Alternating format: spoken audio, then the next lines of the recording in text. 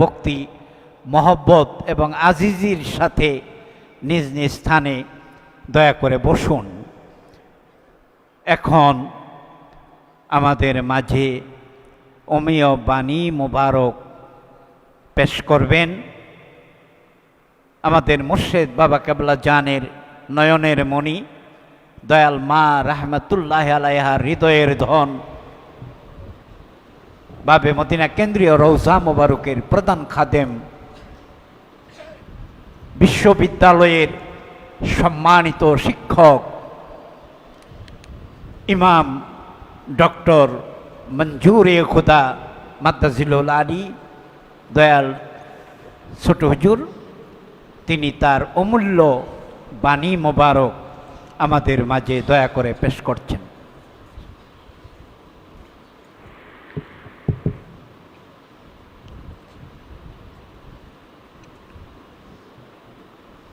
আউযু বিল্লাহি মিনাশ শাইতানির রাজিম, বিসমিল্লাহির রহমানির রহিম। সর্বপ্রথম আমি আমার মহান মুর্শিদ পাপিতাপিদের কান্ডারি মোহাম্মদ ইসলামের একমাত্র মুর্শিদ বাবা দেওয়ানবাগীর পরশময় কদম মোবারকে এবং কুতুবুল আকতাব দুর্রে মাকনুন খাতুনে জান্নাত হযরত দয়াল মা রহমাতুল্লাহ আলাইহার পরশময় কদম মোবারকে শতকোটি সালাম এবং কদমবুতি জানাই। আমার প্রিয় সম্মানিত আশিকে রাসূল জাকের ভাই ও বোনেরা, আপনারা সবাই আমার সালাম গ্রহণ করুন। আসসালামু আলাইকুম ওয়া রাহমাতুল্লাহি ওয়া বারাকাতুহু।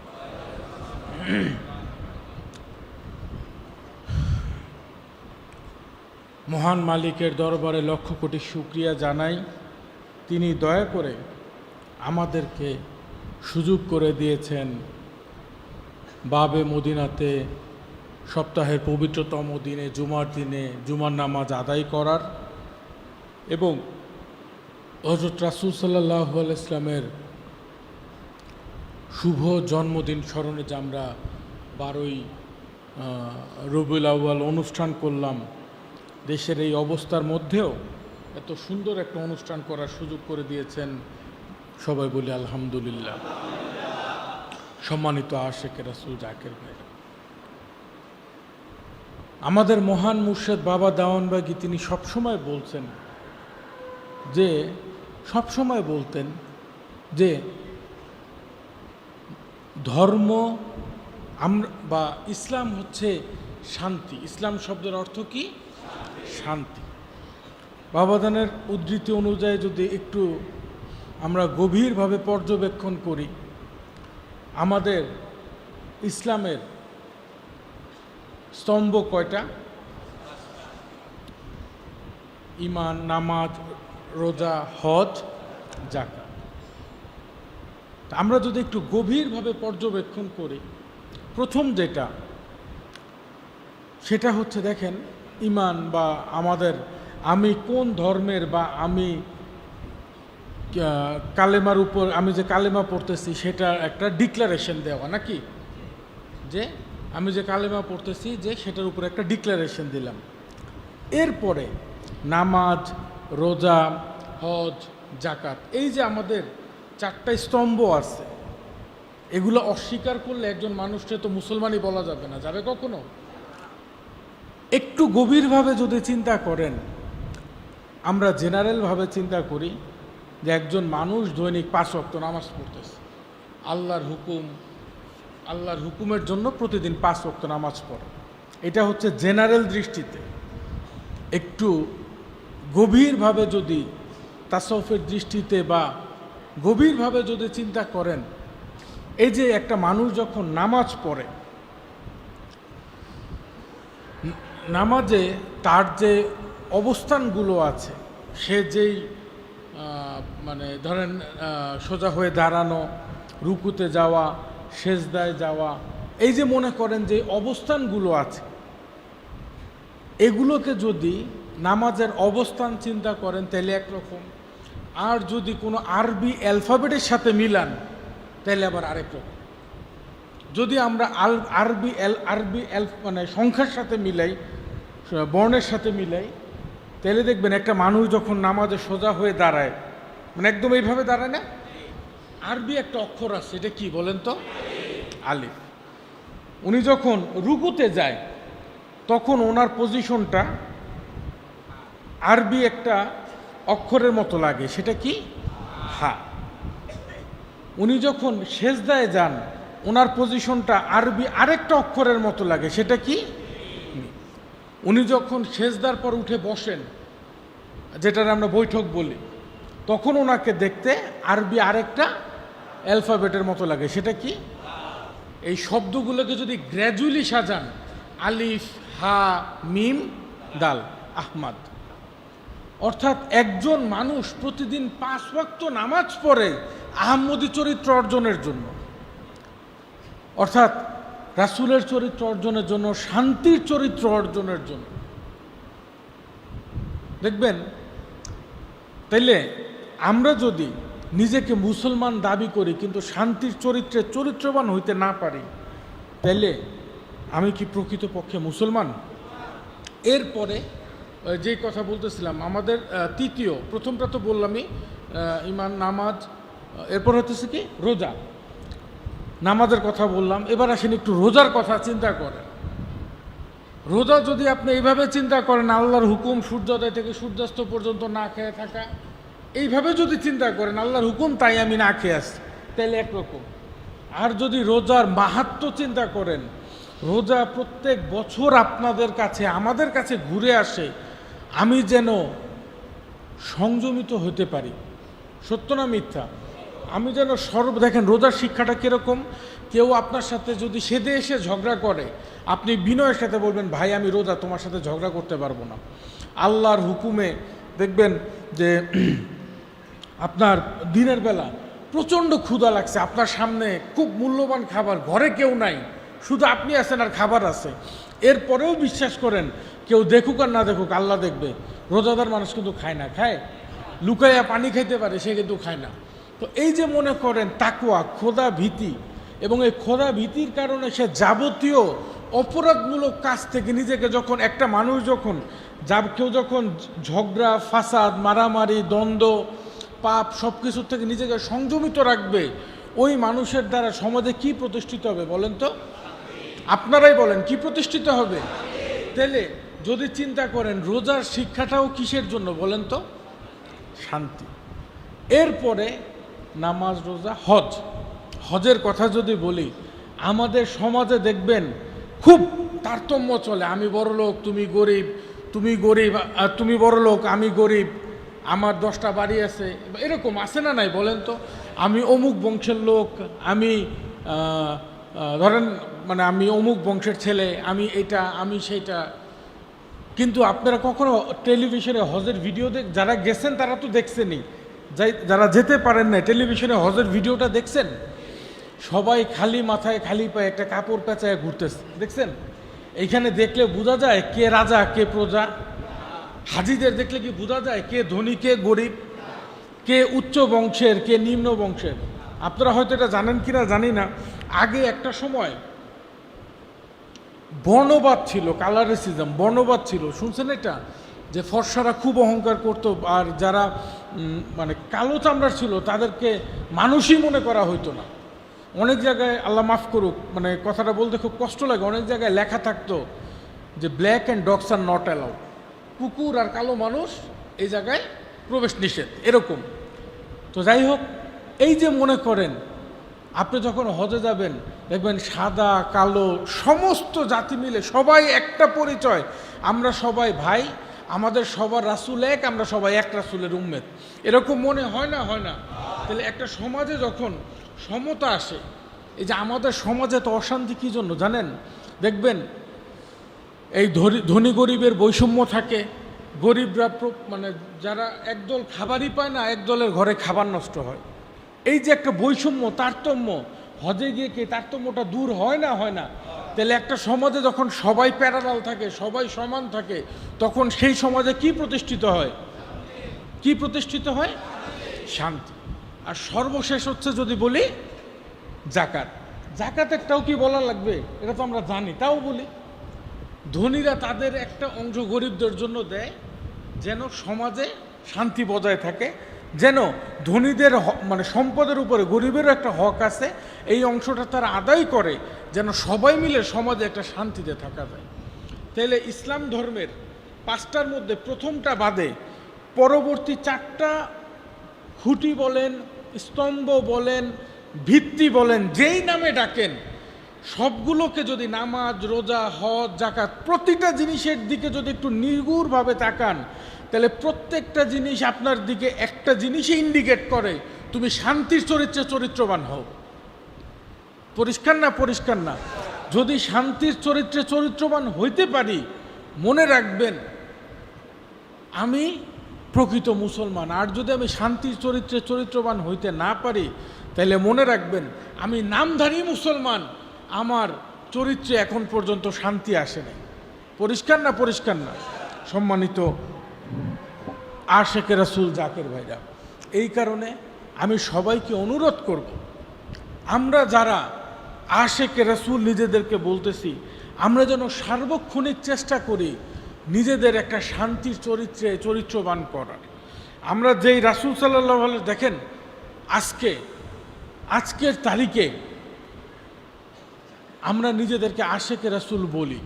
আমরা যদি রাসূলের চরিত্রে চরিত্রবান হইতে না পারি, রাসূলের আদর্শে আদর্শবান হইতে না পারি, তাইলে দেখবেন মানুষ আমাদেরকে বলবে তোমরা নামে আশেকে রাসূল, প্রকৃত আশেকে রাসূল নও। আর প্রকৃত আশেকে রাসূল সেই ব্যক্তি যিনি সর্ব অবস্থায় আল্লাহ এবং আল্লাহর রাসূলের উপরে আত্মসমর্পিত থাকে। দেখেন, যেই ব্যক্তি আল্লাহতে আত্মসমর্পিত, যেই ব্যক্তি আল্লাহর রাসূলে আত্মসমর্পিত, সে কি সমাজে কখনো কারোর জন্য অশান্তির কারণ হইতে পারে? সে কি সমাজে কখনো কারোর জন্য দুঃখের কারণ হইতে পারে? তাই চেষ্টা করবেন। দেখেন, আমাদের সমাজে, পরিবারে, শুধু সমাজ বলবো না, আমি পরিবার নিয়েও বলবো, যেটা হবার কথা না কিন্তু হয়। আমাদের সমাজে দেখবেন সবার চিন্তা চেতনা একরকম না। কেউ মানে বুদ্ধি, আমাদের সমাজে দেখবেন কারো শক্তি সামর্থ্য বেশি, কারো কম, কারো বুদ্ধি বেশি, কারো বুদ্ধি কম। একটা পরিবারে একজন বাবার মনে করেন 3টা ছেলে, এর মধ্যে দেখবেন একটা খুব চালাক হয়েছে, আর একটা মিডিয়াম, আর একটা বোকা, এরকম থাকে না? থাকে না? এর মানে এই না যে সবচেয়ে শক্তিশালী সে বাকি 2জনকে দাবায় রাখবে। যে সবচেয়ে শক্তিশালী তার উপরে গুরু দায়িত্ব হচ্ছে অপর 2জনকে টেনে নিয়ে যাওয়া। একটা সমাজে, আমাদের সমাজে দেখেন, আমরা কিছু হইলেই আমরা সবাই খালি নেতৃত্ব চাই। আমারে লিডার মানে না, আমি লিডার, আমি এটা আসলে একটা জিনিস কি জানেন, নেতৃত্ব আমার ক্ষুদ্র জ্ঞানে আমি যে জিনিসটা বুঝি, এটাতে আনুষ্ঠানিকতা করে দেওয়ার কোনো বিষয় না। নেতৃত্ব হচ্ছে যার যার ভেতর থেকে আসে। নেতার একটা চরিত্র থাকে, তার কর্মের কারণেই দেখবেন একটা দলের মধ্যে, যেমন এই যে দেখেন একটা দলের মধ্যে, যেমন এই যে আমরা যখন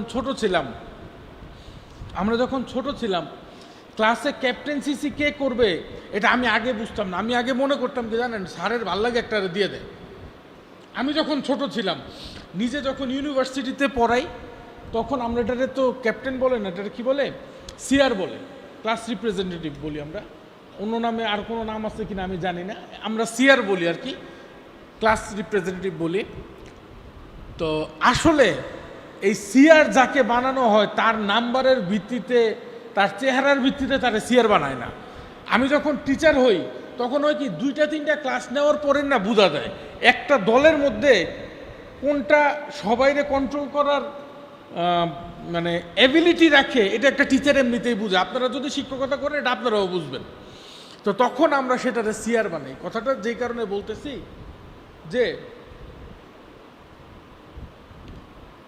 আমরা যারা নিজেদেরকে শান্তির চরিত্রবান বলি, বা আমরা যারা নিজেদেরকে মনে করি আমি যোগ্য, আমি যদি নিজেকে যোগ্য মনে করি, আমার যোগ্যতা কথায় না হয়ে আমার যোগ্যতা প্রমাণ হইতে হবে আমার কাজে। কি সত্য না মিথ্যা? একবার অন্য প্রসঙ্গ, তাও একটু বলি। ন্যাশনাল জিওগ্রাফি দেখতেছিলাম আপনার নেকড়ে, ওদের একটা দল যাইতেছে। তো দেখলাম যে নেকড়ের একেবারে সম্মুখ বিভাগে বড় 1-2টা নেকড়ে যাচ্ছে। তো মনোযোগ দিয়ে দেখলাম, এর পিছনে দেখলাম মাঝারি কিছু নেকড়ে আছে, আপনার এগুলো মেয়ে আর বাচ্চা, সাইজগুলো একটু ছোট, মেয়ে আর ছোট ছোট বাচ্চা আছে। এর পিছনে দেখলাম একদম শক্তিশালী ইয়ং নেকড়েরা যাইতেছে। আর এই দল যাওয়ার অনেকক্ষণ পরে পিছন দিক দিয়ে একটা লেজ দুলাইতে দুলাইতে ঘুরতেছে। তা আমি মনে করছি এটা মনে হয় ফেলনা, কারণ দল চলে গেছে, দল চলে যাওয়ার 5 মিনিট পরে যদি কেউ যায় এটা ফেলনা স্যার আর কি। কিন্তু ওইখানে যখন বর্ণনা করলো, বর্ণনা শুনে আমি টোটালি স্টার্ন, আমি হতবাক। বলতেছে ওই যে দল যাচ্ছিল, দলের সম্মুখ বিভাগে যে 2-3টা নেকড়ে ছিল, তারা ছিল দলের সবচেয়ে প্রবীণ, তারা অভিজ্ঞতায় সামনে আছে। আচ্ছা, এরপরে তাদের শেল্টারে থাকতেছে হচ্ছে দলের নারী আর শিশুরা, যারা একটু দুর্বল থাকে, নারী শিশুরা। তাদেরকে পিছন থেকে রক্ষা করতেছে হতেছে দলের যুবকরা, যেন কেউ আক্রমণ করতে না পারে। আর ওই যে বললাম সবাই চলে যাওয়ার পরে যেটা ফেলনা বলে বকা দিলাম, 5 মিনিট পরে লেজ দুলেতে দুলেতে আসছে, এরে বলতেছে দলের লিডার। এ সবার পিছনে আসতেছে, কেউ পিছনে পড়ে গেল কিনা, হারাই গেল কিনা, রইয়া গেল কিনা। আসলে নেতৃত্ব অর্থ ক্ষমতা না, নেতৃত্ব অর্থ হচ্ছে দায়িত্ববোধ। তো যার মধ্যে দায়িত্ববোধ যত বেশি, সে ততটুকু নেতা। আমি কি পরিষ্কার বুঝাইতে পারছি? তাই আমি সবাইকে বলবো, আমাদের সমাজে আমরা যারা আছি, আমরা যারা বিভিন্ন দায়িত্বে থাকি, সেটা পারিবারিক হোক, যেমন অনেক সময় দেখবেন, এটা আমার ব্যক্তিগত একটা মত, অনেক সময় দেখবেন অনেকে গরিব মানুষরা টাকা পয়সা দিয়ে সাহায্য করে, আছে না নাই? আবার 10 জনে ডাইকা বলে, আরে আমি তো অনেক দান খয়রাত করি। কেন? হয়তো সে চায় যে মানুষের কাছে প্রুফ করতে যে আমার মনটা অনেক বড়, আমি অনেক উদার, ব্লা ব্লা। কিন্তু একটাবার চিন্তা করে আমরা দেখি না, আমি যাকে দিতেছি সে যদি আমারটা গ্রহণ না করতো, তাহলে আমার উদারতা আজকে কই থাকতো? আমি যাকে সাহায্য করব, সে যদি আমার সাহায্য গ্রহণ না করে, বলতে না দরকার নেই। এরকম অনেক আত্মসম্মানবোধ সম্পন্ন মানুষ আছে, না খেয়ে মরে যাবে আর অন্যের সাহায্য নেবেন, আছে না নাই? তা আমি যাকে দিব, সে যদি আমার দেয়াটা গ্রহণ না করে, তাহলে আমি উদার কেমনে? আমি দিতে পারলে উদার, না দিলে উদার। এই কারণে বললাম, সবসময় চেষ্টা করতে হবে অন্যের সম্মান, অন্যের, আমার জীবনটা রাসূল এটাই শিক্ষা দিয়েছেন, আমরা কখনো যেন নিজেদের কথা কাজে, হাতের দ্বারা, মুখের দ্বারা, আচরণের দ্বারা, কোনো কিছুর দ্বারা আমরা যেন কখনো কাউকে কারো কষ্টের কারণ না হই। যদি কষ্টের কারণ হই, তাহলে বুঝতে হবে এখন পর্যন্ত আমি মানুষ হইতে পারিনি। দেখেন, অনেক সময় জীবনে চলতে গেলে দেখেন, এই যেটারে কি বলে, এটারে ওদের বাসা বাড়িতে পাতিল রাখে, দেখছেন না? 2টা পাতিল পাশাপাশি রাখলে একটু টোকাটুকি লাগে। তো একটা পরিবারে থাকতে গেলে, একটা সমাজে থাকতে গেলে, একটা দলে থাকতে গেলে অনেক সময় নিজেদের মধ্যে যে আমরা যারা আছি, আমাদের মধ্যে মনোমালিন্য হয় না। কিন্তু মনে রাখবেন, দিন শেষে আমরা সবাই কিন্তু একটা কথাই মনে রাখতে হবে, টোকাটাকি হলেও আমরা আশেক রাসূলুল্লাহ যারা বাবে মদিনায় আসি, আমরা কি একটা পরিবার না? তাই আমি সবাইকে বলবো, দেখেন, মনের ভুল আর অপরাধ দুইটা কি এক? ভুল হচ্ছে যেটা পরিণতি না জানা মানুষ করে, অপরাধ যেটা হচ্ছে যেটা যাই না শুই না মানুষ করে, দুটার মধ্যে একটু পার্থক্য আছে। তা আমরা মনের ভুলে যে অপরাধ, আমরা যে ভুলগুলো করি, সবসময় চেষ্টা, রাসূলও শিক্ষা দিয়েছেন, প্রতিবার ঘুমানোর আগে আল্লাহর কাছে মাফ চাও, কেননা আগামীকাল সকালে তুমি উঠতেও পারো, না উঠতে পারো। তো জীবনটা যেন এমন হয়, আমি যেন জীবনের প্রতিটা মুহূর্ত নিজের শান্তির জন্য, পরিবারের শান্তির জন্য, সমাজের শান্তির জন্য অতিবাহিত করতে পারি, সেটাই হবে জীবনের প্রকৃত অর্থ। এই যে নামাজ রোজার গল্পগুলো এই কারণে বললাম, নামাজে যে এক একটা অ্যালফাবেট, আহমদী চরিত্রের এই যে কথাগুলো বললাম, আসলে এগুলো হচ্ছে নামাজ, রোজা, হজ, জাকাত, এগুলো হচ্ছে একটা প্র্যাকটিস। মানুষ এই প্র্যাকটিসগুলো করেন যেন এগুলোর মাধ্যমে নিজের ভিতরের পশুত্বকে দূর করে মানবীয় চরিত্র অর্জন করতে পারে। পরিষ্কার না? সর্ব অবস্থায় চেষ্টা করবেন আমার দ্বারা যেন অন্যায় না হয়। কারণ আমাদের সমস্যাটা হয়েছে কি জানেন, আমরা এমন জাতি, এমন জাতি না, আসলে আমরা এমন মানুষ মানব। আসলে আমি দেখছি দেখে বলতেছি, শিখা তো দূরের কথা, নিজে যদি একটা বিপদে পড়ি তাহলে এটা হয়ে যায় আল্লাহর পরীক্ষা, আর যদি আরেকজন বিপদে পড়ে তাহলে হয় কর্মফল। মানে এই যে আমাদের যে মানে এটারে কি বলে বৈষম্য করা, এটা কিন্তু আমাদের একটা চরিত্র। কিন্তু রাসূল বলছেন তোমাদের মধ্যে সেই প্রকৃত মুমিন যেই ব্যক্তি নিজের জন্য সেই প্রার্থনা করে যা অন্যের জন্যও করে। আর আমাদের বেলায় দেখেন, নিজের উপর যদি বিপদ পড়ে তাহলে এটা কয় আল্লাহ তো ইমানদারের ইমানি পরীক্ষা নেই, এটা হলো আমার কি আমার পরীক্ষা। আর যদি আরেকজনের উপরে বিপদ আছে এটা তো কর্মফল, পাপ করতে ফল পাবে না। এই কারণে বললাম, নিজেকে যেইভাবে নিজে যেমন যেইভাবে আল্লাহর কাছে ক্ষমা চাই, দয়া চাই, আমাদেরও উচিত অন্যের প্রতি একইভাবে উদার হওয়া, দয়াশীল হওয়া। তো যাই হোক, ছোট্ট একটি ঘটনা বলে আজকের বক্তব্য শেষ করব, যে আমরা যেন কখনো কোনো অবস্থাতে মানুষের উপরে জুলুম না করি। যদি জুলুম করি, মনে রাখবেন জগতে কেউ দেখুক আর না দেখুক, একমাত্র কে দেখে? আর আল্লাহর দরবারে কিন্তু সবাই সমান। ঘটনাটা অনেক আগের ইউরোপের একটা ঘটনা, আমাদের দেশেরও না, ইউরোপের। ওই জায়গার একজন, ওদের আপনার ছোট ছোট শহরগুলোকে স্টেট বলে, তো ওইখানের একজন ওই স্টেটের প্রধান যে থাকে, যে গভর্নর, মেয়র, একজন মেয়র, তার ঘটনা। সে তার বাসায়, খুব পাওয়ারফুল ব্যক্তি, রাজনৈতিক ব্যক্তি, সে তার বাসায় সবাইরে বলছে যে তোমরা রেডি হও, আজকে আমরা রাতে একটা ভালো খাবার খাবো, আমি মাছ নিয়ে আসতেছি। তো সে বাজারে গেছে, বাজারে গিয়ে দেখে মাছ শেষ। বাসায় বলে আসছে মাছ নিয়ে আসতেছি, বাজারে গিয়ে দেখে যদি মাছ শেষ, তাহলে একটা আত্মসম্মানে লাগে না। আর সে তো যেই সেই মানুষ না, সে কে? মেয়র। চিন্তা করে একটা মাছও নাই। তো টুজা কি করা যায়, অনেক চিন্তা করে লাস্টে চিন্তা করলো, যাচ্ছে দেখি। আমার মন খারাপ, আর মাছ পায় নাই, বেচারা মন খারাপ করে আসতেছে। আর মন খারাপের থেকে বেশি হলো তার আত্মসম্মানে লাগছে, কারণ বাসায় গেলে বৌদি এসো, কি তুমি না মেয়র, তোমার জন্য মাছ থাকে না, তাহলে থাকে কার জন্য, এরকম লজ্জা।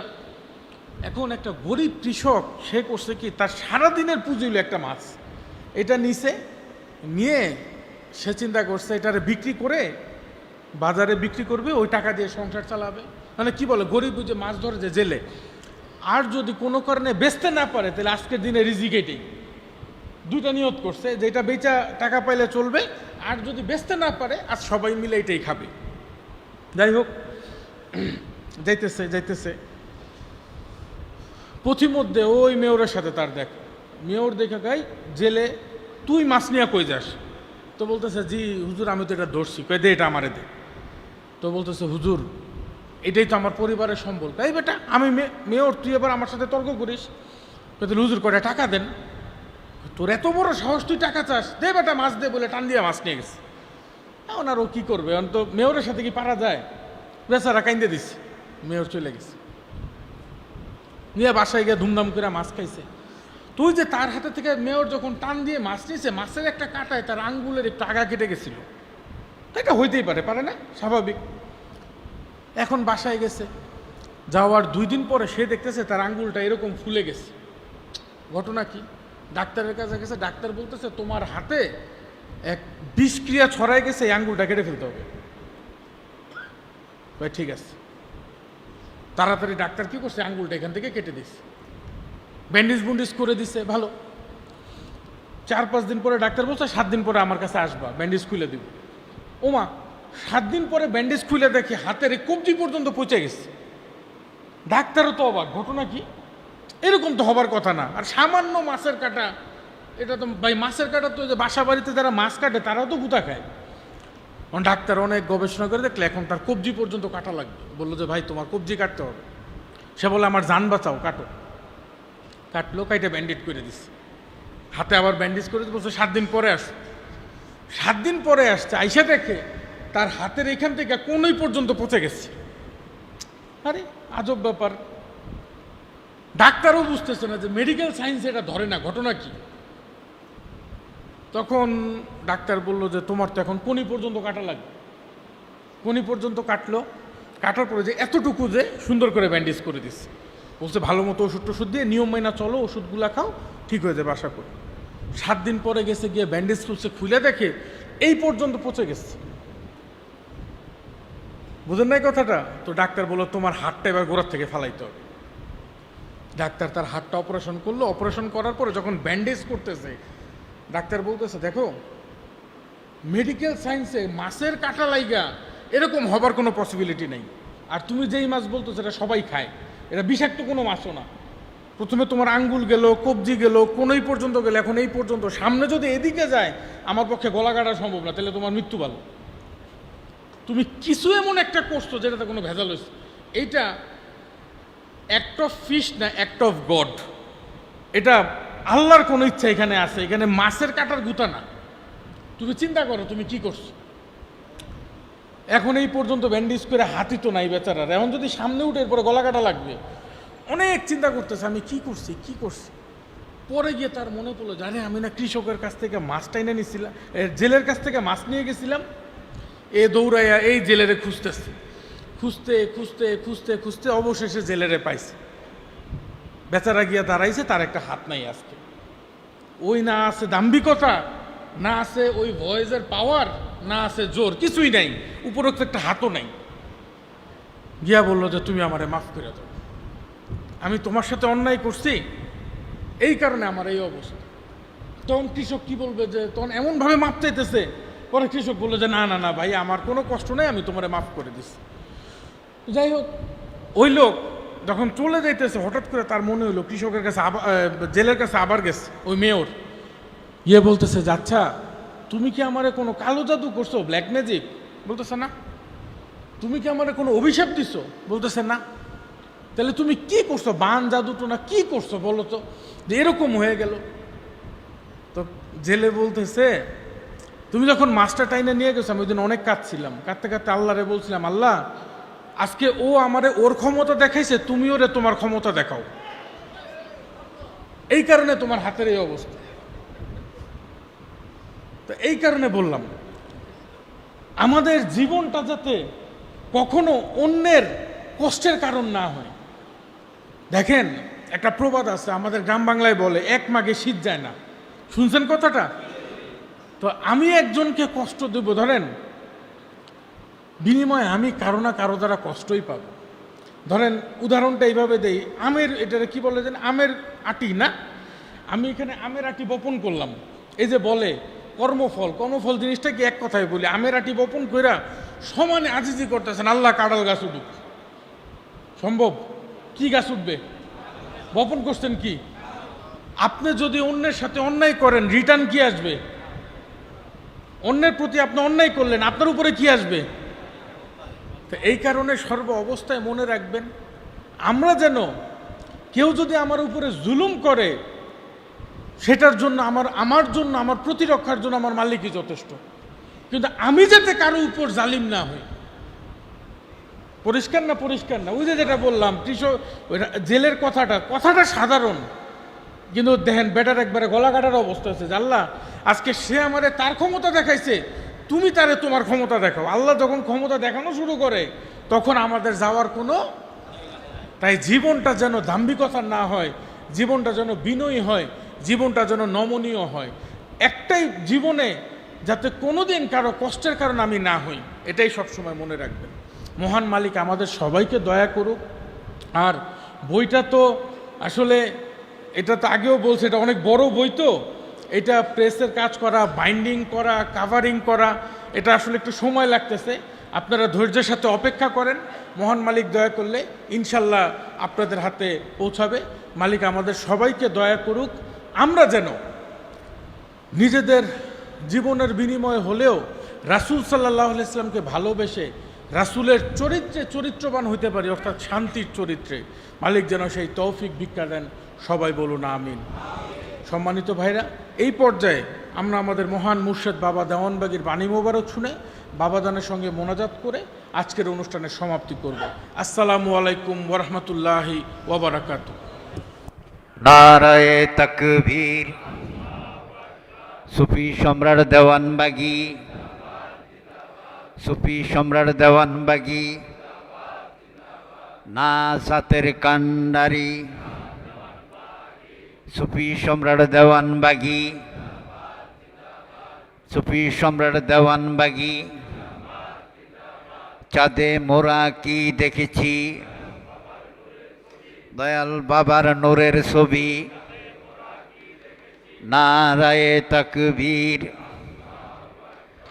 সম্মানিত ভাইয়েরা, সকলেই আদব ভক্তি মহব্বত এবং আজিজির সাথে নিজ নিজ স্থানে বসুন। এখন অত্যন্ত মূল্যবান বাণী মোবারক পেশ করবেন আমাদের প্রাণ প্রিয় মুর্শেদ সুফি সম্রাট হযরত দেওয়ানবাগী দয়াল মুর্শেদ বাবা কেবলা যান। বাবা যান বাণী শেষে আখিরি মোনাজাত পরিবেশন করবেন।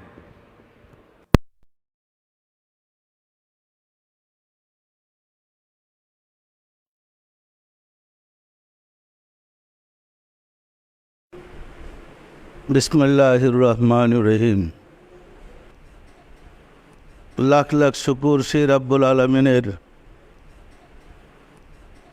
যিনি দয়া করে তার শ্রেষ্ঠ হাবিব কুল কায়নাতের রাহমাতুল আলমিনের জীবনের বিভিন্ন দিক নিয়ে আলোচনা করার জানার আমাদেরকে সুযোগ করে দিয়েছেন। আসলে হুজুর পাক সাল্লাল্লাহু আলাইহি ইসলামের জীবন এবং জীবনী নিয়ে আলোচনা করা আমাদের জন্য সুকঠিন। এর কারণ আমরা বলি ওয়ামা আরসালনাকা ইল্লা রাহমাতাল লিল আলামিন, সমগ্র সৃষ্টি জগতের জন্যে রাসূলকে রহমত হিসাবে প্রেরণ করা হয়েছে। তো আমরা তো এই পৃথিবীর মধ্যে হুজুর সাল্লাল্লাহু আলাইহি ইসলামের আগমন এবং 63 বছরের জিন্দেগির ঘটনাবলী থেকে যতটুকু জানি ততটুকু আলোচনা করতে পারব। যেমন কথিত আছে হুজুর পাক সাল্লাল্লাহু আলাইহি সাল্লাম মেরাজ গিয়েছিলেন। মেরাজ থেকে ফিরে আসার পরে উনি যে ওযু করতেছিলেন, ওই ওযুর পানি ঝিরঝির করে দন সরতেছিল এবং ঘরের দরজার যে শিকল নড়তেছিল, মেরাজ সম্পূর্ণ করে ফিরে আসার পরে দেখতেছিলেন যে তখনও ঘরের দরজার শিকল নড়তেছে। অর্থাৎ একদম অল্প সময়ের মাঝে উনি মিরাজের কাজ সম্পন্ন করে আসছেন। অথচ বিভিন্ন তাফসীর এবং হাদিসের বর্ণনা থেকে জানা যায় মিরাজের ওনার কাল ছিল 27 বছর।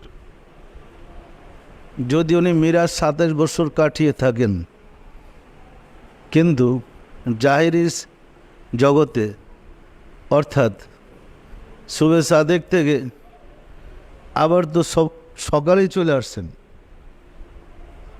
মানে হুজুর সাল্লাল্লাহু আলাইহি ইসলাম যে টাইমে মিরাজ গেলেন আবার সেই টাইমে ফিরে আসলেন সাহাবাদের মাঝে, এসে বলছেন আমি মেরাজ গিয়েছিলাম। এই ঘটনা ঘটেছে। বোধহয় সময়টার ডিস্টেন্স 1 ঘন্টা বা তার চেয়ে কম হবে। অথচ তাফসীরকারগণ বলেন, বিভিন্ন বর্ণনা থেকে জানা যায় রাসূলের জীবন ছিল মেরাজে অতিবাহিত করেছেন 27 বছর কাল। সম্মানিত আশিকের রাসূলের, তাহলে ঘন্টা কি 27 বছর হয়ে গেল? তা আমরা ওনার জীবনের ব্যাখ্যা বিশ্লেষণ 63 বছরের কথা আমরা বলতে পারবো। এতটুকু যতটুকু সম্বন্ধে আমরা অবগত হয়েছি, এর বাইরে আলোচনা করা আমাদের যে ভীষণ কঠিন। কঠিন না বলেন তো? 63 বছরের জিন্দিগির আলোচনা থেকে আপনারা দেখবেন যে এমন সব কথা বেরিয়ে আসতেছে যেগুলো আমরা জীবনে শুনে নেই। তাহলে ওনার পুরা লাইফ হিস্ট্রি আমরা বলতে গেলে কীভাবে বলবো? উনি তো সৃষ্টির আদিতেও ছিলেন, সৃষ্টির আদিতেও তিনি, সৃষ্টির শেষও তিনি, জাহেরেও তিনি, বাতিনেও তিনি। তাহলে তিনি ছাড়া আর আছে কে? ওনার যখন নূরে মোহাম্মদী আদমের পৃষ্ঠে অবস্থান করেছিলেন, সেই জিন্দিগি তো আমরা জানি না, কী কী ঘটেছে জানি, জানা সম্ভব। অথচ আদম আলাইহিসসালাম পরিত্রাণ পেয়েছিলেন 390 বছর কান্নাকাটি করার পরে, তিনি কিন্তু মুক্তি পান নাই। বিভিন্ন তাফসির কারকদের মধ্যে আদম আলাইহিসসালাম একাধারে গন্ধম খাওয়ার অপরাধে বেশ থেকে বিতাড়িত হয়ে 340 বছর, 360 বছর, 390 বছর আল্লাহর কাছে কেঁদেছিলেন। আল্লাহ তার তওবা কবুল করে নাই। পরে কাঁদতে কাঁদতে আদম আলাইহিসসালাম দেখতে পেলেন আল্লাহর আরশে আল্লাহর সাথে, আল্লাহর নামের সাথে আরেকটা নাম লেখা, মুহাম্মদুর রাসূলুল্লাহ সাল্লাল্লাহু আলাইহি সাল্লাম। সুফিদের বর্ণনায় যে আল্লাহর সাথে রাসূলকে বসা দেখতে পেলেন, দেখেই তিনি বুঝতে পারলেন যে এই ব্যক্তি নিশ্চয়ই আল্লাহর সবচেয়ে আপন, না হয় তিনি আল্লাহর পাশে কেন? তখনই বলেছিলেন, দয়াময় খোদা, তোমার পাশে যে ব্যক্তি, তার উসিলায় দয়া করে আমাকে মাফ করে দাও। আল্লাহ তাবারক ওয়া তাআলা আদম আলাইহিসসালামকে ক্ষমা করে দিয়েছিলেন। তাহলে আদমের তওবা কবুল হয়েছিল হুজুর পাক সাল্লাল্লাহু আলাইহি সাল্লাম জগতে সশরীরে মক্কার বুকে আগমন করার পূর্বে। সত্য না মিথ্যা বলেন? তাহলে মক্কার আসার পরের থেকে আমরা কিছু কিছু ঘটনা বলতে পারবো, কিন্তু আদমের আসার আগে যে তিনি আল্লাহর পাশে বসেছিলেন, সেই সম্বন্ধে কতটুকু আমরা বলতে পারবো? বলা কঠিন। আপনারাই বলেন, কঠিন না সহজ?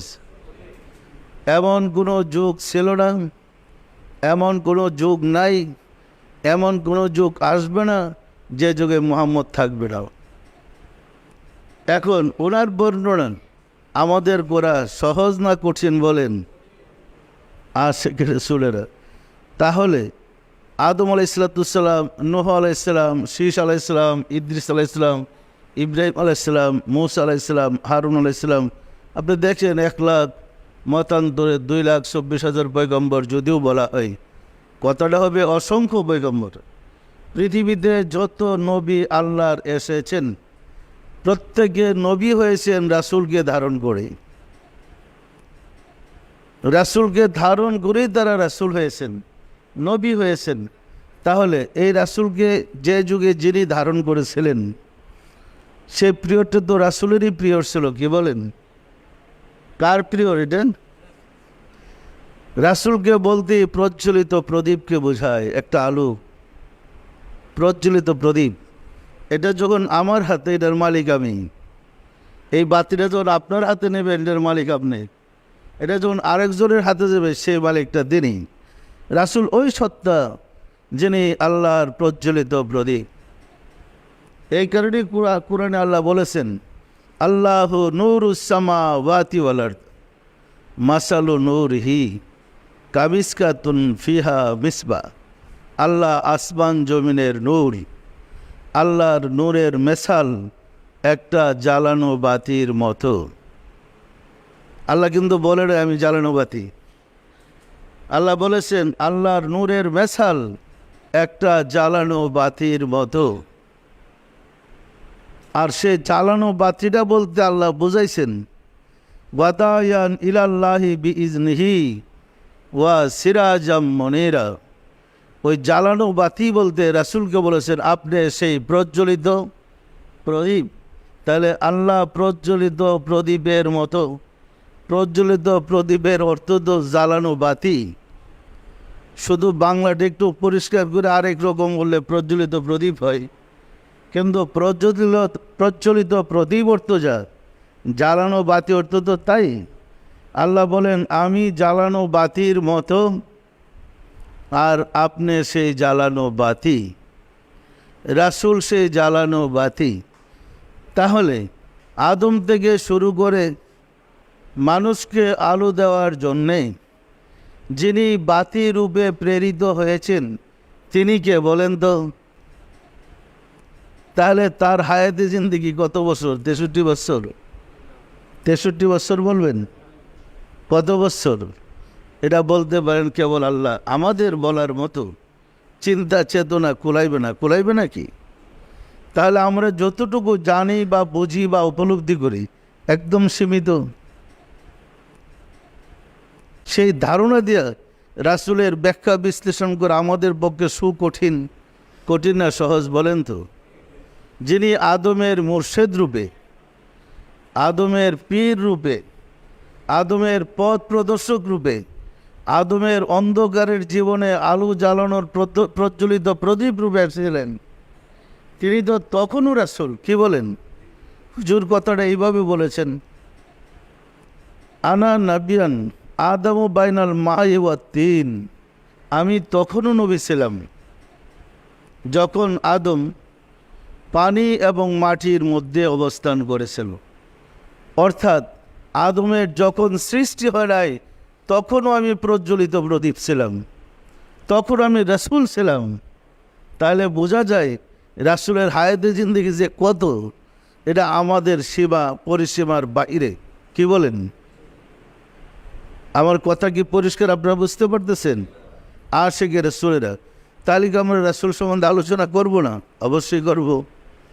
করে অন্তত তার শান, তার মর্যাদা, তার সম্বন্ধে আমরা কিছু তো জ্ঞান পাইলাম। অন্ধকার তো আমরা হাবুডুবু খাইতেছি। কি বলেন? ওই রকম পরবর্তী যুগে আমি বলতেছি, কোরআনের রেফারেন্স দিই, পরবর্তী যুগে যেমন ইব্রাহিম আলাইহিস সালামের জমানায় আদ এবং সামুদ সম্প্রদায় ধ্বংস হয়েছিল। আল্লাহ বলেন, হে মুহাম্মদ সাল্লাল্লাহু আলাইহি সাল্লাম, আপনি কি দেখেন নাই আমি আদ এবং সামুদ সম্প্রদায়কে কীভাবে ধ্বংস করে দিয়েছি? তখন কি রাসূল ছিলেন? রাসূলের জন্ম হয়েছে? তা আল্লাহ যে বলতেছেন, হে রাসূল আপনি কি দেখেন নাই? আলাম তারা আদ ওয়া সামুদ, আপনি কি দেখেন নাই আমি আদ এবং সামুদ সম্প্রদায়কে কীভাবে ধ্বংস করে দিয়েছি? তাহলে বোঝা যায় তখন রাসূল ছিলেন। ওই অবস্থায় থাকার সময় রাসূলের জমানায় কী ঘটনা ঘটেছে আমরা বলতে পারবো? আমরা যতই ব্যাখ্যা করি সবসময় অপূর্ণই থাকবে। সত্য না মিথ্যা বলেন? আশিকে রাসূলেরা আমাদের জ্ঞান দেয়া, চিন্তা চেতনা দেয়া রাসূলের কাছেও যেতে পারবো না। তো সবাই জানেন রাসূল লেখাপড়া জানে না, তা আল্লাহ যে বললেন পড়ুন, তো ঠাট্টা করছে নাকি? কি রাসূল তাহলে পড়া জানতো? কি বলেন? জানতো? মোটেও পড়া জানতো না, কারণ উনি কালির অক্ষর পড়ে নেই। ওনাকে যে পড়ার কথা বলা হয়েছে সেটা নূরের। পরিষ্কার না? পরিষ্কার না? এখন পড়া বলতে আমরা যা বুঝি কালির অক্ষর দিয়া কাগজের মধ্যে ছাপানো লেখা, এটাকে পড়া বলে। এটাকে অক্ষর বলে, অক্ষরিক জ্ঞান, আক্ষরিক জ্ঞান। উহা কালি দিয়া কাগজে ছাপাইতে হয়। কালির চরিত্র অন্ধকার করে দেওয়া, আর রাসূলের চরিত্রের বৈশিষ্ট্য ছিল আলোকময়। ওনাকে যে পড়তে বলেছিলেন সেটা নূরের অক্ষর, নূরের আলোতে আলোকিত। বলা হয়েছিল ইকরা, পড়ুন। আর যে আয়াতটা দেখায় বলেছিলেন পড়তে, সেটা একটা নূরের রেশমে রুমালের মধ্যে সংরক্ষিত ছিল। ওই নূরের রুমালটা সামনে ধরে বলছিলেন, ইয়া মুহাম্মদ ইকরা, হে মুহাম্মদ সাল্লাল্লাহু আলাইহি ওয়াসাল্লাম আপনি পড়ুন। অক্ষরগুলো ছিল নূরের লেখা। তো উনি তো নূরময় সত্তা, ওই নূরের লেখা দেওয়া, উনি নূরের আলোতে আলোকিত ছিলেনই। তো এই জ্ঞান তো তার পরিপূর্ণই ছিল, কিন্তু কালির জ্ঞান তো তার ছিল না। কালির অক্ষরে বই পড়ে যে জ্ঞান, তিনি তো এই বিদ্যায় বিদ্যান ছিলেন না। আমরা যে বিদ্যা শিক্ষা করি এত আরও কালি জড়াই দেয়, এত আলো দেয় না। তিনি তো আলোকময় সত্তাই ছিলেন। এই কারণে ওনাকে বলা হয়েছে ইয়া মুহাম্মদ ইকরা, হে রাসূল নূরের লেখা অক্ষরগুলো আপনি পড়ুন। ঠিকই উনি পড়তে জানতেন, নূরের আলো দ্বারা তিনি আলোকিত ছিলেন। পরিষ্কার না? পরিষ্কার না? এই কারণে বলেছেন বহিস্তু আনা বহিস্তু মুআল্লিমান, আমি শিক্ষক রূপে প্রেরিত হয়েছি। উনি শিক্ষক হইলেন কিভাবে, যে একটা অক্ষর পড়তে জানে না, মানে কালির অক্ষরের বিদ্যায় উনি বিদ্বান ছিলেন না, তবে নূরের বিদ্যায় বিদ্বান ছিলেন। এখন বলেন, সমগ্র সৃষ্টি জগতের প্রভুকে? রাব্বুল আলামিন। সমগ্র সৃষ্টি জগৎ সৃষ্টি করেছেন কে? রাব্বুল আলামিন। সমগ্র সৃষ্টি জগতের জ্ঞানের উৎস কে? রাব্বুল আলামিন। এখন তার শ্রেষ্ঠ হাবিবকে রাহমাতাল্লিল আলামিন রাব্বুল আলামিন কি লেখাপড়া জানে? কি বলেন? আল্লাহ কি লেখাপড়া জানে? আল্লাহরে বই দিলে পড়তে পারবো? কি বলেন? আল্লাহর কি কালির অক্ষরের জ্ঞান আছে? সমস্ত জ্ঞানের উৎস আল্লাহ, তবে সেই নূরের জ্ঞান। তিনি সৃষ্টি করেছেন কালির অক্ষর দিয়া জ্ঞান, কলম সৃষ্টি করেছেন, কালি সৃষ্টি করেছেন, তার সৃষ্টি। আর আল্লাহ হলো নূরময় সত্তা। এখন যদি বলা হয় আল্লাহ পড়তে জানতেন না, কথাটা কি শুদ্ধ হবে না ভুল হবে? দেখেন তো, সমস্ত জ্ঞানের উৎসই তো তিনি আবার পড়বেন কি আর শিখবেন কি? তার শ্রেষ্ঠ হাবিব রাহমাতাল্লিল আলামিন তিনি শিখবেন কার কাছে? সম্মানিত আশিক রাসূলেরা। এই কারণে আমাদের ক্ষুদ্র জ্ঞান দ্বারা রাসূলকে বিচার করা, বিশ্লেষণ করা সুকঠিন। কঠিন না সহজ বলেন তো? শুধু আমরা এটুকুই বলবো, আল্লাহর শ্রেষ্ঠ বন্ধু তিনি, আল্লাহর শ্রেষ্ঠ হাবিব তিনি। আমরা 63 বছর জিন্দেগির অতিবাহিত করতে গিয়ে জাহিরি দৃষ্টিতে যে সমস্ত ঘটনাগুলো ঘটেছে, আমরা সেগুলার থেকে কিছু অংশ বিশেষ আলোচনা করতে পারবো মাত্র। যেমন একজন মানুষের 60 বছরের জিন্দেগি, 50 বছরের জিন্দেগি আপনি যদি জীবনী লেখেন, একটা বই হয়, তাহলে 3 ঘন্টা 4 ঘন্টা পড়লে দেখবেন 60 বছরের জীবন শেষ হয়ে গেছে। 60 বছরের জীবনটা আর জীবনী বইটা কি এক হইল? 3 ঘন্টাতে তার 60 বছর পরে শেষ করে ফেলাইলেন। রাসূলের জিন্দেগি আমরা 3 ঘন্টা আলোচনা করলে শেষ করে ফেলাইতে পারবো, কারণ বইয়ে যা লেখছে তাতেই তো আমরা বলতে পারবো কি। অথচ ওনার জিন্দেগি 63 বছরের, তন্মধ্যে 27 বছর যাহা কাউন্টি জীবনীতে করা হয় নাই, এমন 27 বছর গেছে এক মেরাজের রজনীতেই। সত্য না মিথ্যা বলেন তো? তাহলে উনি কত মহান, কত ব্যাপক ছিলেন। আল্লাহ নিজের শান সম্বন্ধে বলেছেন, 7 সমুদ্র সাথে আরও যদি 7 সমুদ্র সংযোগ হয়, 14 সমুদ্রের পানি যদি কালি হয়, আর সারা পৃথিবীর সমস্ত গাছ যদি উদ্ভিদ গাছ যদি কলম হয়, সমস্ত কালি যদি আল্লাহর প্রশংসা লিখতে লিখতে শুকায় যায়, অর্থাৎ 14টা সাগরের পানি যদি শুকায় যায় আল্লাহর বর্ণনা লিখতে লিখতে, তাতে আল্লাহর প্রশংসার কণামাত্র লেখা হবে না। তাহলে তিনি কত ব্যাপক, কত মহান। আশিক রাসূলেরা বিজ্ঞান ক্রমান্বয়ে প্রমাণ করেছে। এতদিন আমরা জানতাম একটা সূর্যবৎসর, একটা সূর্য, একটা চন্দ্র আর কয়েকটা গ্রহ উপগ্রহ নিয়ে একটা সূর্যবৎসর, এই তো জানতাম। ধাপে ধাপে বিজ্ঞান উন্নত হয়ে এখন বলতেছে হাজার হাজার সূর্যবৎসর আছে। তাহলে যদি 1000 সূর্যবৎসর ধরেন, তাহলে 1000 সূর্য আছে। 1000 সূর্য থাকলে 1000 সূর্যের মধ্যে 1000 পৃথিবী আছে। এইরকম আসলে অসংখ্য সূর্যবৎসর, বলছে বোধহয় 10,000, হ্যাঁ সূর্যবৎসর, অগণিত অসংখ্য সূর্যবৎসর বৈজ্ঞানিকরা কিন্তু এখন প্রমাণ পাইছে না, পায় নাই। তাহলে যদি মনে করেন অসংখ্য সৌরজগৎ থাকে, অসংখ্য সৌরজগৎ থাকে, প্রতিটা সৌরজগতে যদি একটা করে পৃথিবী থাকে, ওই প্রতিটা পৃথিবীতে যদি মানুষ থাকে, তাহলে অসংখ্য পৃথিবীতে মানুষ আছে না নাই? দেখেন কোরআনে বলেছে সাবা সামাওয়াতিন তিবাকা, না 7 আসমান আর 7 জমিন। কয়টা আসমান বলেন তো? আর জমিন কয়টা? 7টা। এই সারা ভূপৃষ্ঠ কয়টা? একটা না 7টা? জাপান থেকে আমেরিকা পর্যন্ত এই বিশ্বটা কয়টা কয়টা পৃথিবী? একটা জমিন। আর 6টা জমিন কোথায়? কি বলেন? একটা জমিনের খবরই তো আমাদের নাই। তা প্রতিটা জমিনে আদম আছে, প্রতিটা জমিনে মোহাম্মদ আছে, রাসূল নিজেই বলেছেন প্রতিটা জমিনে তিনি আছেন। তাহলে অসংখ্য সৌরজগতে অসংখ্য পৃথিবী আছে, অসংখ্য পৃথিবীতে রাহমাতাল্লিল আলামিন আছে। এমন জগৎ, এমন প্রাণী জগৎ নাই যে প্রাণী জগতের রাসূল নাই। তিনার প্রশংসা আমরা কতটুকু করতে পারবো?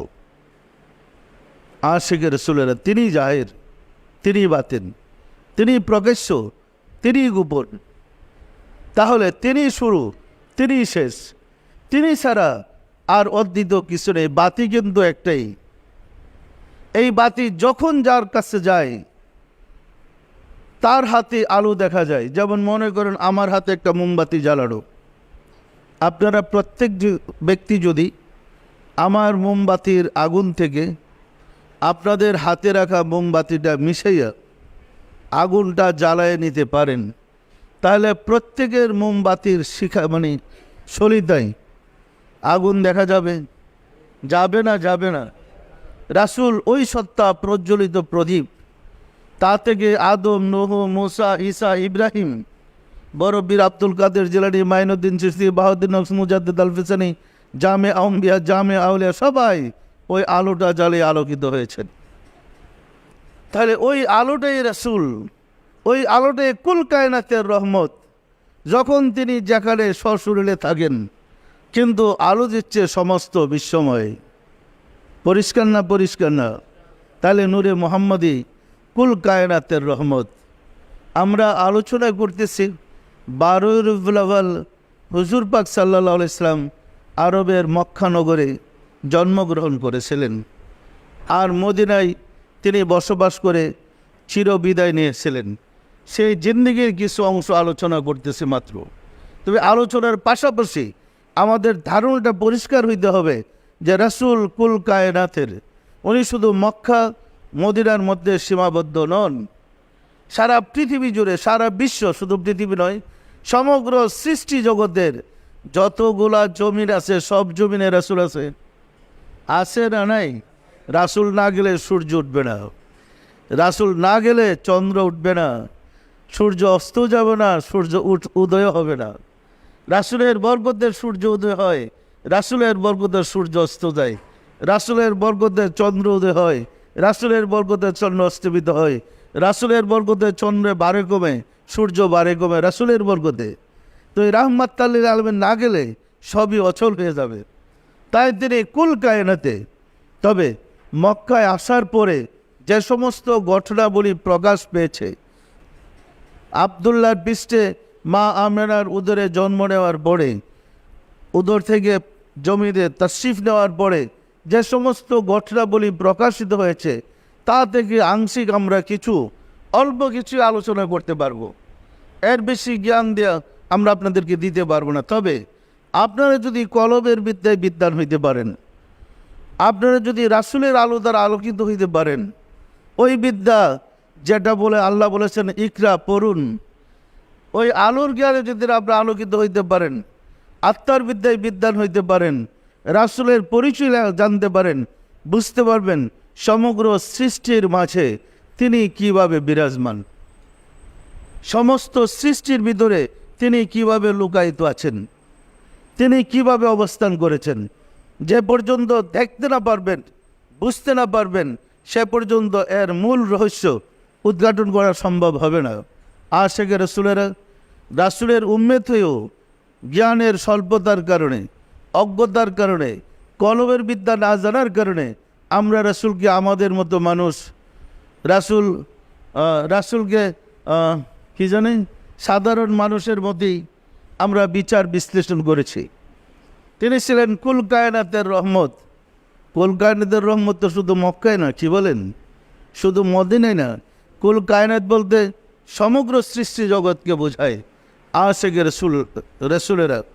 সুতরাং ওই যে নূরে মুহাম্মদী, যাকে প্রজ্বলিত প্রদীপ বলা হয়েছে, সেই প্রজ্বলিত প্রদীপ যখন আদমের হাতে গিয়েছে তখন আদম নবী হয়েছে।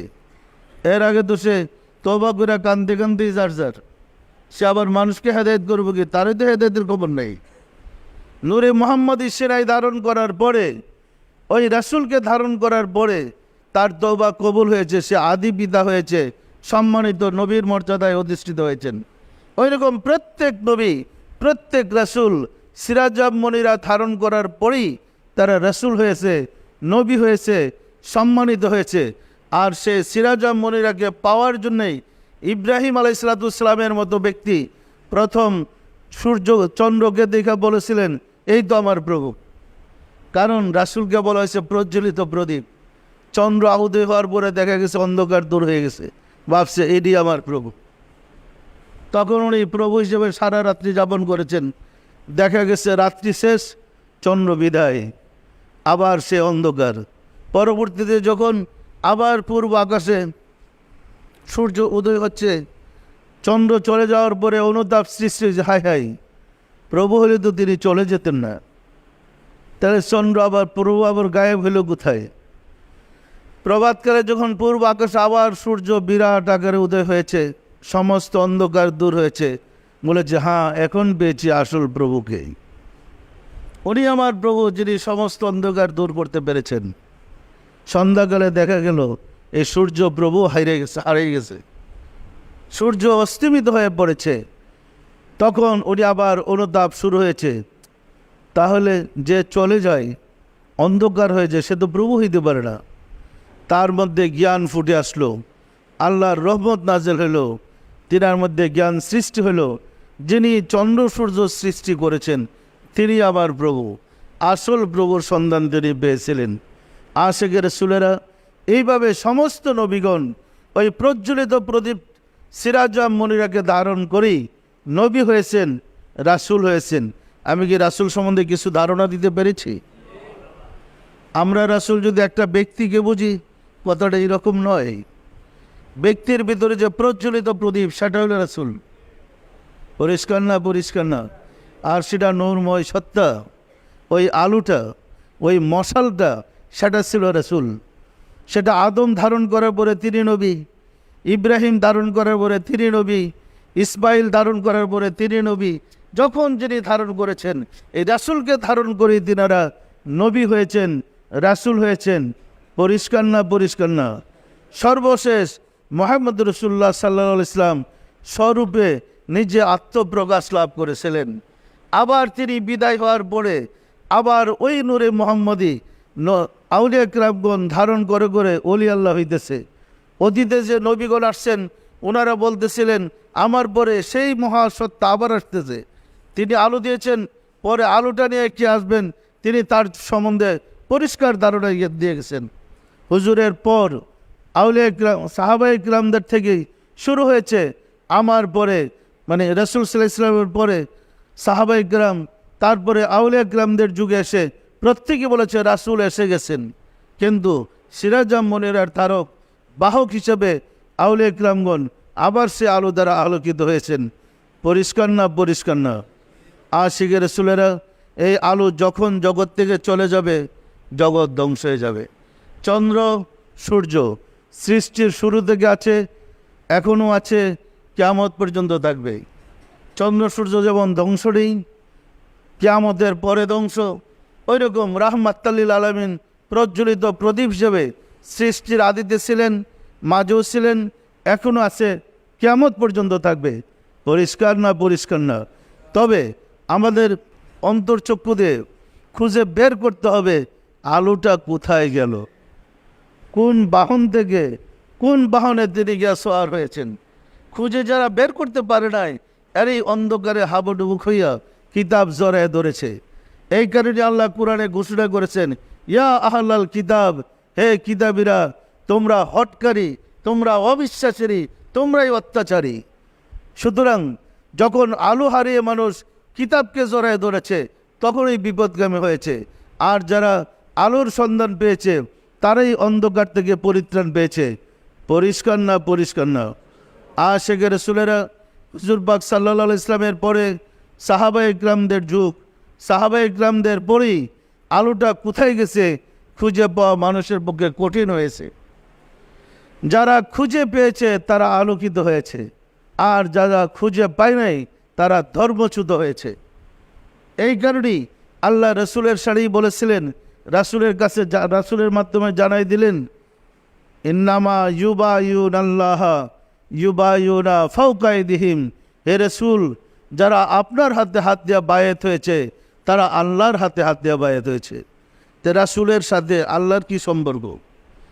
রাসুলের হাতে হাত দিয়ে আপনি বায়াত হলেন, এটা আল্লাহর হাত হইল কীভাবে?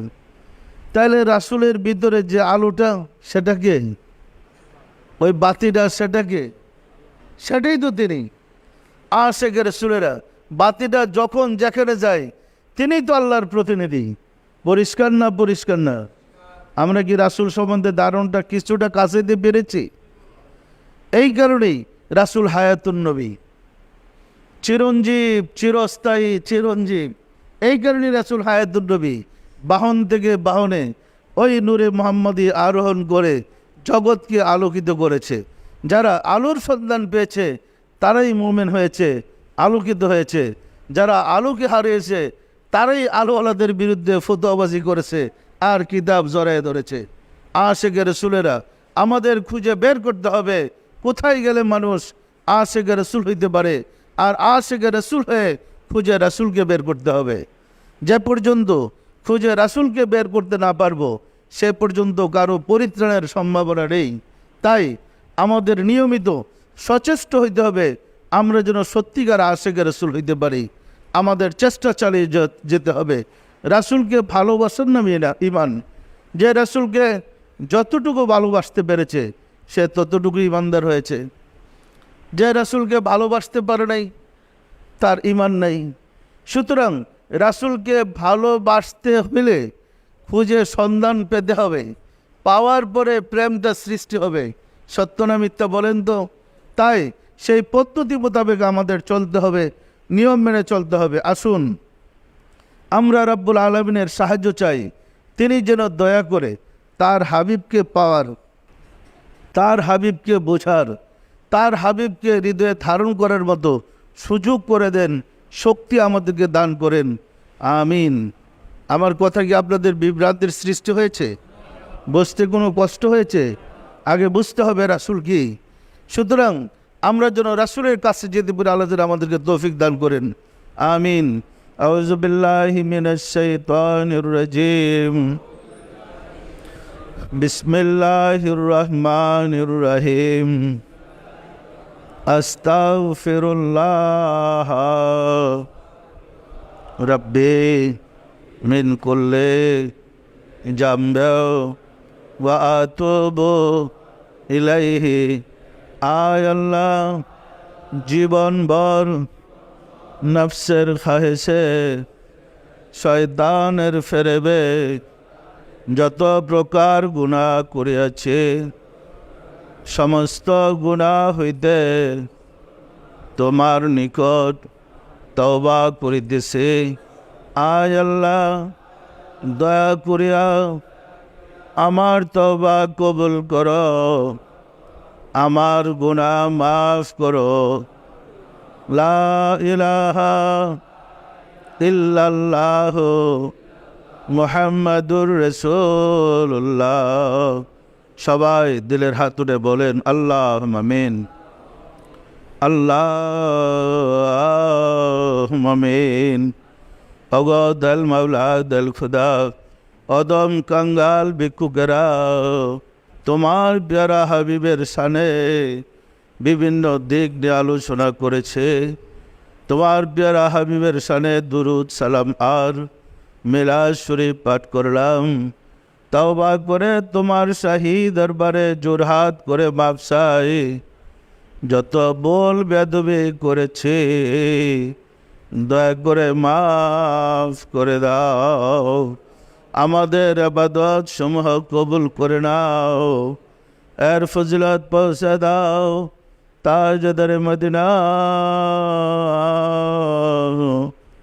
সরকার দু আলম হজরত মোহাম্মদ মুস্তাফা আহমদ মুস্তাফা সাল্লাল্লাহু আলাইহি ওয়াসাল্লামের হুজুরে সব নজর বসাও রসুল পাক সাল্লাল্লাহু আলাইহি ইসলামের সম্মানিত পিতামাতা দাদা দাদি নানা নানি আল আওলাদ রাসাব আজওয়াজ মুতাহিরিন আহলে বাইতিন খুলাফায়ে রাশিদিন দের আরওয়াহ পাকের হুজুরে সব নজর বসাও খাতুনে জান্নাত মা ফাতেমা রাদিয়াল্লাহু তাআলা আনহা সৈয়দনা হযরত ইমাম হাসান সৈয়দনা হযরত ইমাম হুসাইন রাদিয়াল্লাহু তাআলা আনহুমা যাহারা দিন ইসলামের জন্যে কারবালার প্রান্তরে গলা কাটিয়ে দিয়ে শাহাদাত বরণ করে গেল রে মাওলা, দয়া করে তাদের আরওয়াহ পাকের হুজুরে সব নজর বসাও। সব নজর বসার মাওলা বাবা আদম আলাইহিস সালাতু ওয়াস সালাম হইতে রাসূল সাল্লাল্লাহু আলাইহি ইসলাম পর্যন্ত যত আম্বিয়া আলাইহিস সালাতু ওয়াস সালাম দারুল বাকায় তশরিফ নিয়েছেন তাদের আরওয়াহ পাকের হুজুরে সব নজর বসার মাওলা আমার মুর্শিদ পিরানে পীর দস্তগীর সুলতানুল মাশায়েখ সুলতান ইয়া মুজাদ্দাদ ইয়া দুরগার ইমাম শাহ চন্দ্রপুরী রহমাতুল্লাহ আলাইহির হুজুরে তার সহধর্মণী হযরত বড় মা রহমাতুল্লাহ আলাইহির হুজুরে সব নজর বসর মাওলা হযরত খাজা বাহাউদ্দিন নকশবন্দ রহমাতুল্লাহ মুজাদ্দিদ আল-ফিসানি রহমাতুল্লাহ খাজা মাইনুদ্দিন চিশতি রহমাতুল্লাহ বড় বীর আব্দুল কাদের জিলানী রহমাতুল্লাহ তাদের তরিকার সিলসিলায় যত পীর ওলি গাউস কুতুব তামাম পৃথিবীর মোমেন মোমেনাত যে যেখানে ইন্তেকাল করেছে রে মাওলা দয়া করে তাদের আরওয়াহ পাকের হুজুরে সব নজর বসাও। সব নজর বসার মাওলা আমরা ভিক্ষুকেরা যারা তোমার শাহী দরবারে হাত উঠালাম আমাদের আপন আপন গর্ভধারিণী মা জননী জন্মদাতা পিতা মহাভদ্র স্ত্রী শ্রদ্ধা শ্বশুর শাশুড়ি দাদা দাদি নানা নানি খালু খালা ছেলে মেয়ে খেসাকুরাবা যে যেখানে ইন্তেকাল করে আসরে মাওলা দয়া করে তাদের আরওয়াহ পাকের হুজুরে সব নজর বসাও। আর যারা জগতের বুকে বেঁচে আছে তাদের প্রতি রহমত নাযিল করো মাওলা গো, ঘরে ঘরে আশিকে রাসূল বাড়িয়ে দাও, আশিকে রাসূলদের বিপদ আপদ বালা মুসিবত দয়া করে দূর করে দাও মাওলা গো, আমাদের হৃদয়কে অন্ধকার মুক্ত করে দাও তোমার হাবিবের আলো দ্বারা তোমার নূর দ্বারা আমাদের হৃদয়কে আলোকিত করে দাও, আমাদের মাঝে তোমার মহব্বত পয়দা করে দাও, আমাদের মাহফিলকে আমাদের আজকের অনুষ্ঠানকে কবুল করে নাও আমিন। বাহাগলা ইলাহা ইল্লাল্লাহু মুহাম্মদ রাসূলুল্লাহ।